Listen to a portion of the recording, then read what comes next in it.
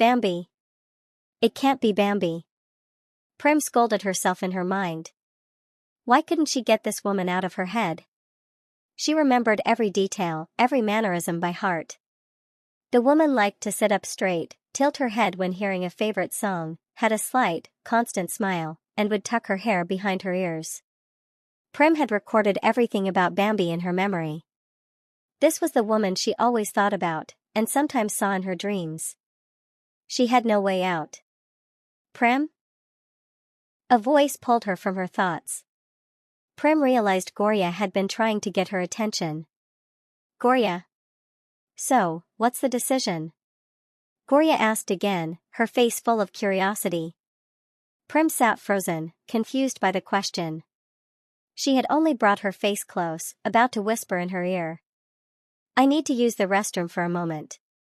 I'll be back, she replied before breaking away, leaving Gorya watching her retreat, puzzled. Prim walked quickly to the restroom, deliberately taking the path farthest from Bambi's table. She stole glances periodically, sure Bambi hadn't seen her yet. Her heart beat loudly in time with the music. What should she do? Pretend to walk past and act like she didn't see her? And if she did that, would the other woman acknowledge her first?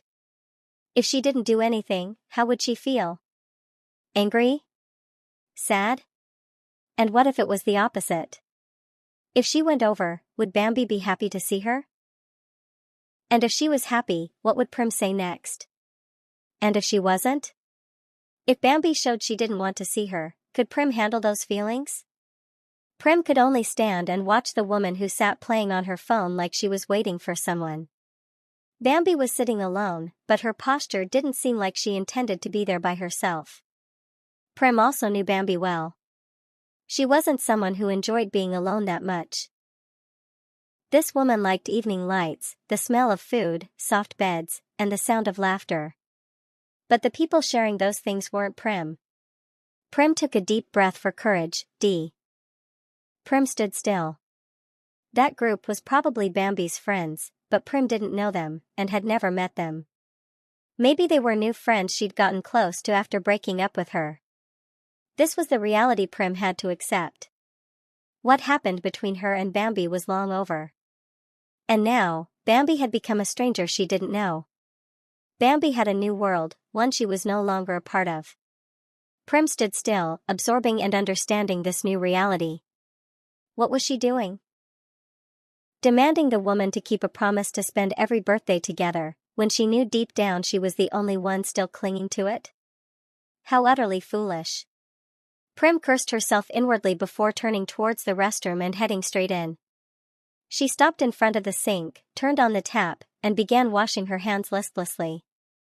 Looking up at the mirror, she saw her own reflection staring back. It was clear she looked pained and disappointed. It wasn't meant to be. It was better to let go. Bambi had moved on. She was the one still stuck in the same place. Only a fool would wait for something that would never return. Gorya and Shasha's conversation. Gorya had never felt like she had to wait for anyone this much before. She knew what she wanted, had goals, and charged straight towards them. Anything blocking her way wasn't an obstacle, but a challenge. Even knowing she was that kind of person, sometimes she couldn't help but ask herself what she was really fighting for. Was it for victory? And did she even want that victory? Why? With Prim, she was both the prize she hoped to win and the finish line she raced towards. And at the same time, she was also the trap. A pit that, once she fell in, left her sitting at the bottom, staring up, looking for a way to climb out. And once she managed to climb back up, she'd just fallen again. An endless loop. She wasn't unaware of what she was doing. She knew, she was fully aware. But deep down, she still craved, still wanted to win. Just to have those